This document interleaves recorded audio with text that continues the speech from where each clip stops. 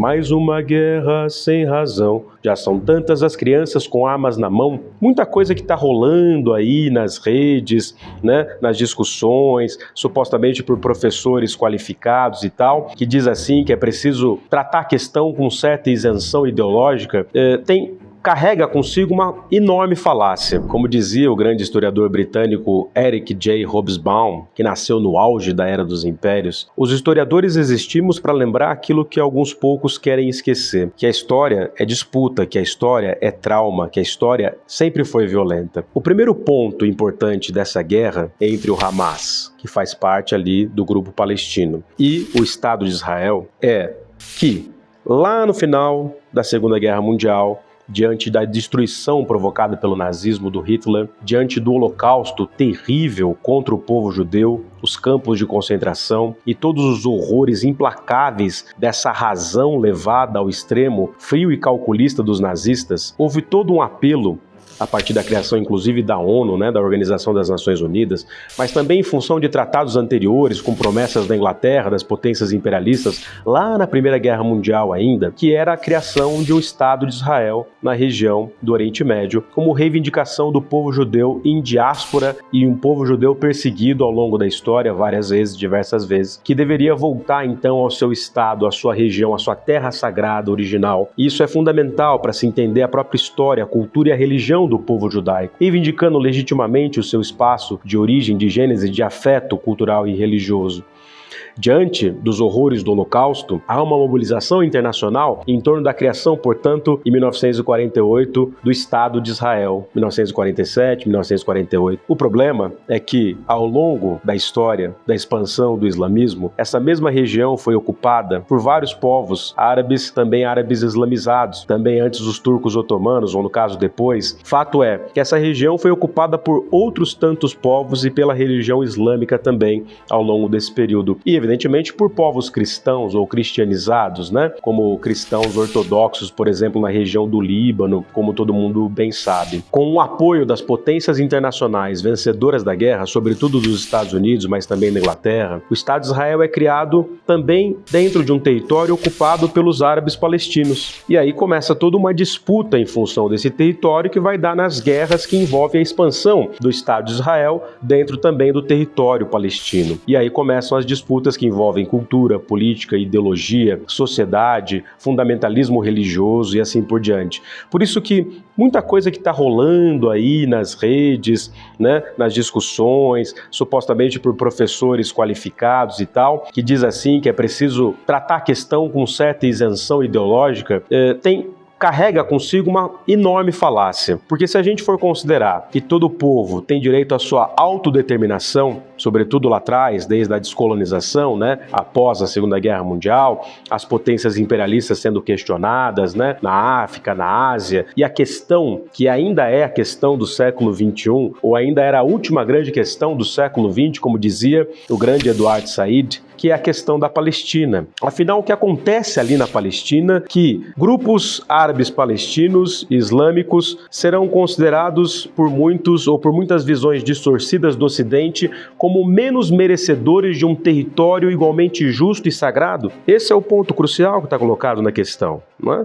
E aí as disputas se dão em torno disso. Qual que é a grande questão da Palestina, se não pensar também que o Ocidente enxerga o Oriente, o mundo árabe, muçulmano, o mundo oriental, a partir de uma lente orientalista cheia de preconceitos, quase que não considerando em igual humanidade, por exemplo, em alguns casos, mas não todos, judeus e palestinos. Então essa é a questão da Palestina, bandeira levantada pelos ensaios impressionantes, lúcidos e brilhantes do Eduard Said, que acabou morrendo em 2003. E como bem vaticinou, a questão ficaria em aberto e mais uma vez ela vem à tona. Mas é isso, ela vem à tona diante de um processo histórico anterior, uma guerra que se dá pelas disputas desses territórios, portanto, no novo Estado de Israel, que vai ter que enfrentar a oposição de uma certa Liga Árabe, que envolve Egito, a Arábia Saudita, envolve parte da Síria, parte do Líbano, que são grupos árabes da região do Oriente Médio que estão lá também há séculos não é? E que vão ver com muito maus olhos essa posição do novo Estado de Israel, com muito poder, com muito apoio dos Estados Unidos, a maior potência militar de todos os tempos, e que, evidentemente, em função disso, com armas um tanto desproporcionais do ponto de vista bélico, vai começar ali a ferver o caldeirão do Oriente Médio e, portanto, a questão da Palestina envolve essa disputa cruenta entre esses grupos. Ao longo do século XX, portanto, da segunda metade do século XX, Israel vai se expandindo. Há, nos anos 60, uma guerra de anexação, né? Tem a Guerra dos Seis Dias, há o Yom Kippur, e, em função disso, Israel cada vez mais começa a ocupar espaços antes ocupados pelos palestinos. Lá nos anos 70, nos anos 80, tem novos desdobramentos até começar aquilo que a gente vai chamar de a Intifada Palestina, essa guerra de resistência contra essa ocupação, muitas vezes ilegal, do Estado de Israel em territórios palestinos. Essa imigração, esses assentamentos, muitas vezes ilegais.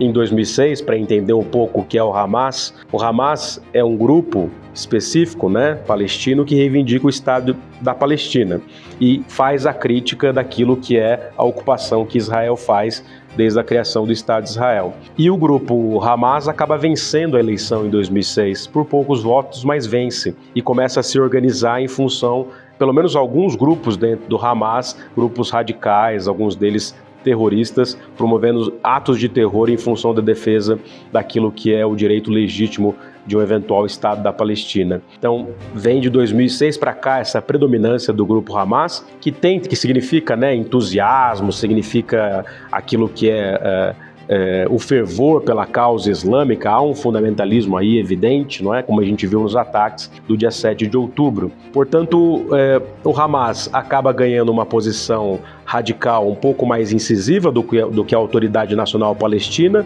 ligada antes ao Fatah e ligada à grande figura do Yasser Arafat, mas o fato é que Fatah e Hamas brigam, então a Palestina tem uma disputa interna. O Hamas acaba ficando com a antiga faixa de Gaza, que foi ocupada antes pelos egípcios, por exemplo, e o Fatah ali com a região da Cisjordânia.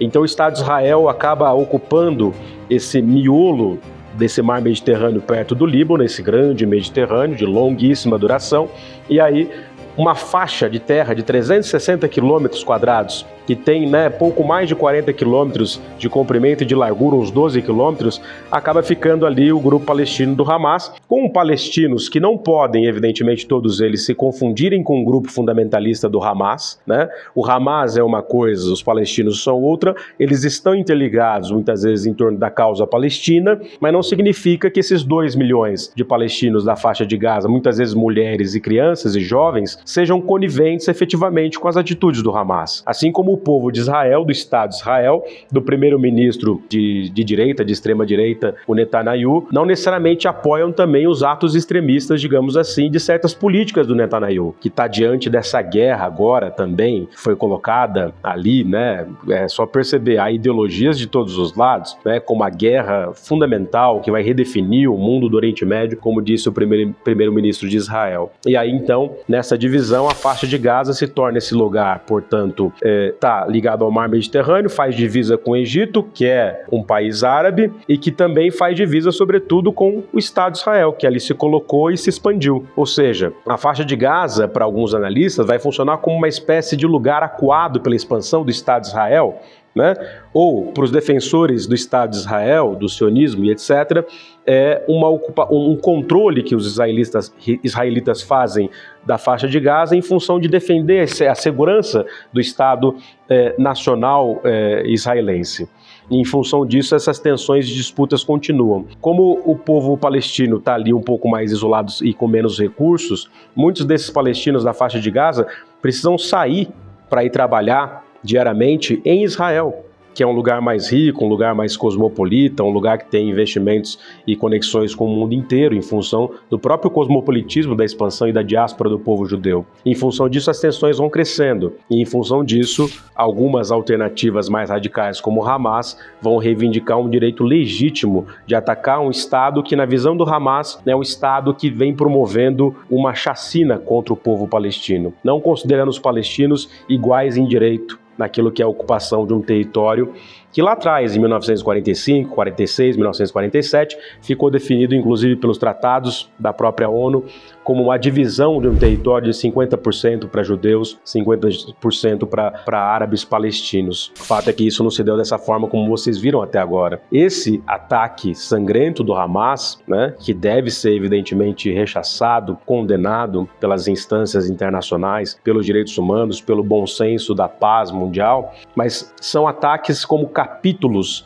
da história também das intifadas e resistências palestinas que têm suas múltiplas facetas. Agora, como a gente vê em certas análises vazias, rasas e supostamente isentonas das redes, não caiam nessa. Qualquer Estado nacional, no mínimo desde o século XIX, é ideológico. Tem uma causa, não só uma bandeira e um hino nacional, mas um propósito muito específico de controle. Por que vocês acham que esses estados nacionais têm exércitos? E esses exércitos muitas vezes podem ser, em alguns lugares, até golpistas, como a gente bem conhece na história do Brasil? Pois é, estados nacionais têm uma razão de Estado. Essa razão de Estado não é só eventualmente a defesa dos seus territórios e do seu povo, é também um ataque, é também a lógica da guerra, é também a lógica bélica, é também a lógica do lucro. Lembro das canções? Mais uma guerra sem razão, já são tantas as crianças com armas na mão. Quer dizer, esse uniforme lindo que fizeram para você, já que nessa guerra não é ele quem vai morrer, é você. Então, o Estado Nacional Contemporâneo é uma invenção muito recente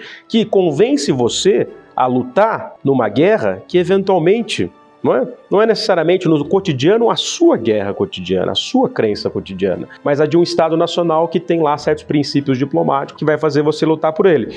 Como um grupo, por exemplo, terrorista islâmico, eventualmente pode fazer você acreditar na causa, né, da luta pela verdade de Alá, por exemplo, ou grupos fundamentalistas do cristianismo que vão tentar doutrinar você pela verdade única e pia de Jesus Cristo, né, nessa humanidade, em guerras constantes de religião, sempre repaginadas e ressignificadas, que está aí no coração da questão entre Israel e a Palestina. Então isso é fundamental da gente perceber. A razão de Estado, de um Estado nacional, muitas vezes pode ser, em nome de uma suposta liberdade, pode ser o terror absoluto.